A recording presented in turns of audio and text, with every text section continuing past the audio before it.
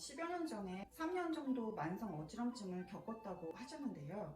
그때 증상은 어떠셨고 집에서는 어지러울 때 어떻게 대처하셨는지 궁금합니다.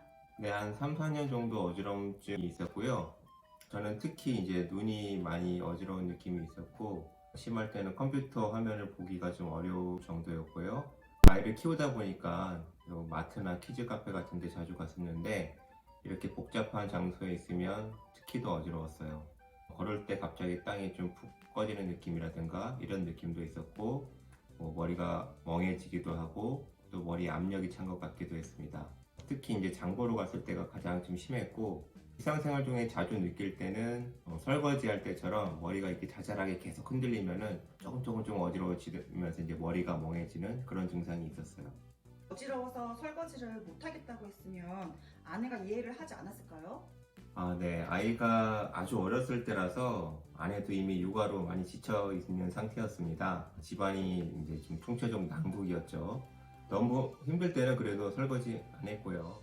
어지럼증이 만성화되니까 보통 이렇게 만성화된 어지럼증은 또 일상생활은 가능해요. 나는 좀 불편하긴 하지만 어지러운 상태에서 설거지도 하고 또 이제 어느 정도 마트에 가기도 하고 그렇게 지냈었습니다.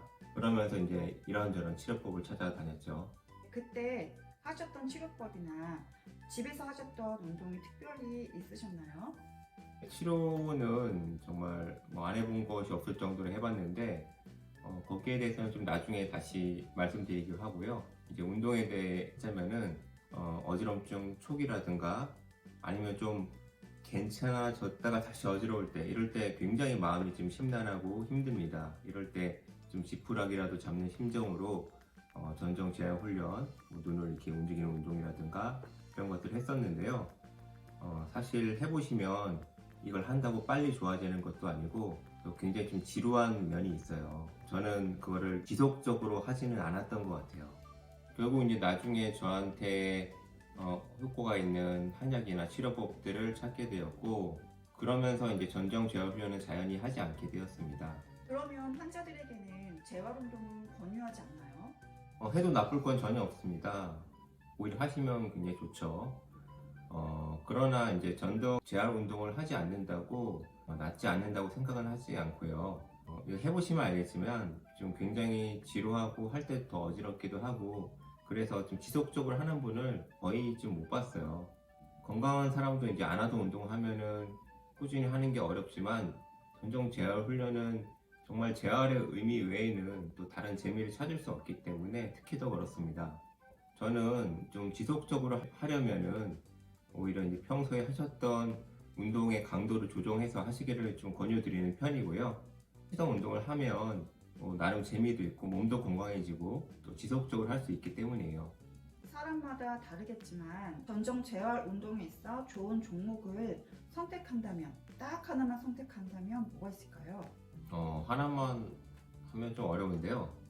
많이 어지러우신 분들은 당연히 걷는 정도만 이렇게 하는 게 좋을 거고요. 어느 정도 좋아지신 상태에서는 걷는 거는 별로 지금 자극이 아니에요. 자극이 안 된다는 거는 걸어도 어지럽거나 멍하거나 이런 증상이 전혀 없다는 거죠. 그러면은 이제 그 균형 감각을 자극하지 않으니까 그거보다는 조금 운동 강도를 좀 늘리는 게 좋습니다. 예를 들어서 좀 가벼운 등산이라든가 이러면은 좀 땅이 울퉁불퉁하니까 조금 더 자극이 많이 되겠죠.